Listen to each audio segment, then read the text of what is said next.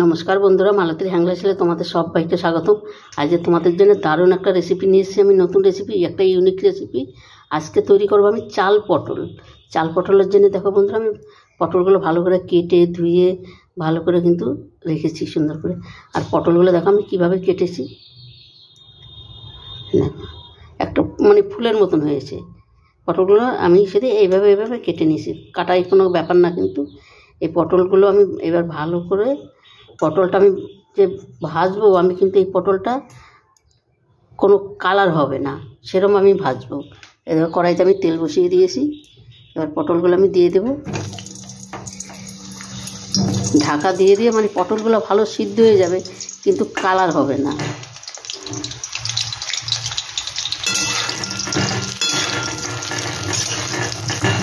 এই যে যেরকম একটা কালার এসে যাচ্ছে, এরকম ধরনের কালার হবে, কিন্তু গায়ে কোনো দাগ হবে না। একটু লবণ দিয়ে দিচ্ছি। এবার এটাকে আমি ঢাকা দিয়ে একদম হালকা করে ভেজে নেব। এটা পটলের গায়ের ডিজাইনটা কত সুন্দর লাগছে দেখতে। পুরো ভিডিওটা দেখো বন্ধুরা, খুব ভালো লাগবে। বন্ধুরা দেখো, পটলগুলো কিন্তু দেখো আমি খুব সুন্দর করে ভেজে নিয়েছি। এর থেকে বেশি ভাজবো না, তাইলে ভালো লাগবে না খেতে। এটার পটলটা এইভাবেই ভাজতে হবে বন্ধুরা। এই যে ওই পটলের কড়াইতেই কিন্তু আমার এই তেলেই আমি রান্নাটা করব। কিছু গোটা গরম মশলা দিয়ে দিচ্ছি, দিয়ে দিলাম দুটো তেজপাতা,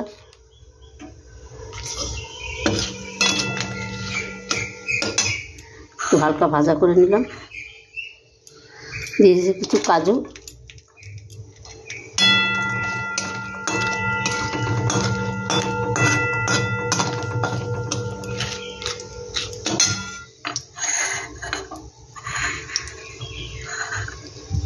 এবার কিছু কিশমিশ দিয়ে দিলাম।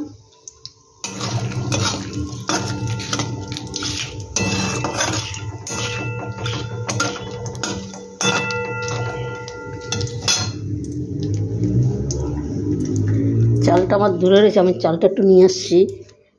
এই দেখো, চালটা আমি বেশ ভালো করে ধুয়ে রেখে দিয়েছি, জলটা বেশ সুন্দর ঝরে গেছে। এবার চালটা আমি এখানে দিয়ে দেব। না, চালটা ভুল হয়ে গেল বন্ধুরা, এটা একটু ভেজে নেব।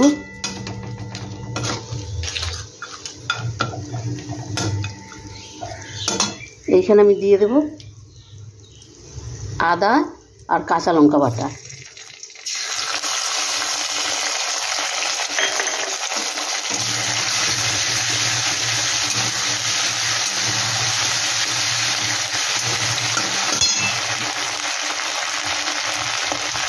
এবার একটু সামান্য একটু জিরার গুঁড়ো দিয়ে দিচ্ছি, আর দিয়ে দিচ্ছি একটু হলুদ গুঁড়ো।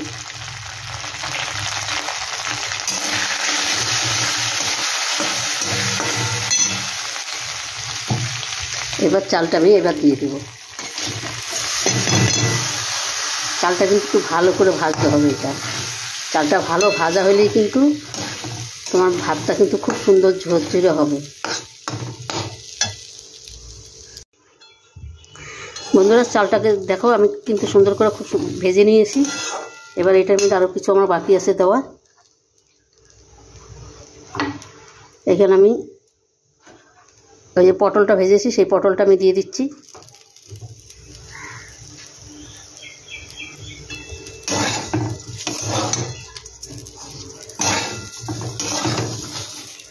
এখানে কিন্তু আমি একটু কাশ্মীরি লঙ্কার গুঁড়ো দিয়ে দিয়েছি, স্বাদ মতন লবণ দিয়ে দিলাম।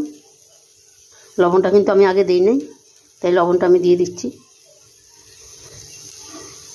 একটু ঘিটাও কিন্তু আমি দেওয়া হয়নি, তাই এখন একবার অল্প করে একটু দিয়ে দিচ্ছি।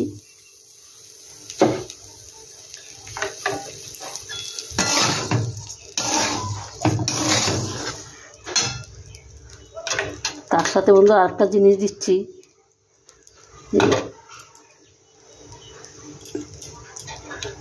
দিয়ে দিচ্ছি টক দই। এই টক দইটা দিলে এটা কিন্তু খুব সুন্দর হয়, রাইসটা খেতেও ভালো হয়। আর একদম পুরো রাইসটা কিন্তু একদম ঝুরা ঝুরা হয়ে যায়, একটার সাথে একটা লাগবে না, বেশ সুন্দর এরকম হবে কিন্তু।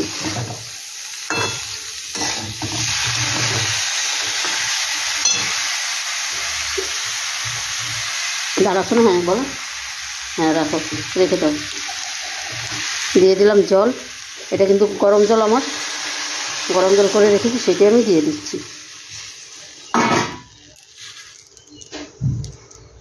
দিয়ে দিচ্ছি একটু চিনি। এবার কিন্তু এটাকে আমি ঢাকা দিয়ে আমি 5-7 মিনিট রান্না করব। এটা রান্না করতে জোর হলে 12-13 মিনিট লাগবে। এবার আমি ঢাকা দিয়ে দেব। বন্ধুরা দেখো, আমি কিন্তু 3টা কাঁচা লঙ্কা দিয়ে দিয়েছি। আর এইবার আমি ঢাকা দিয়ে দেব। এবার আমি ঢাকা দিয়ে আঁচ কমিয়ে দিয়ে তারপর রান্নাটা করে নেব। দেখো বন্ধুরা, কত সুন্দর হয়েছে, এত সুন্দর একটা গন্ধ বেরোচ্ছে, মানে দারুণ একটা সেন্ট বেরোচ্ছে। দারুণ হয়েছে। আচ্ছা, ওই আমার নাতি খেয়েছে, আগেই খাওয়া হয়ে গেছে, রান্নার আগে হওয়ার আগেই খাওয়া হয়ে গেছে, তাই বলছে দারুণ হয়েছে। বন্ধুরা এইভাবে একবার তোমরা ঘরে করে বানিয়ে দেখবে, খেয়ে দেখবে, অসাধারণ লাগবে। কিন্তু অবশ্যই তোমরা এইভাবে একবার ঘরে করে দেখবে। বাচ্চা কাচ্চা ছোটো বড়ো সবার কিন্তু প্রিয় খাবার এটা, মানে এতটাই দারুণ। কোনো গেস্ট আসলে কিন্তু চট করে এই রেসিপিটা তোমরা করে দিতে পারো।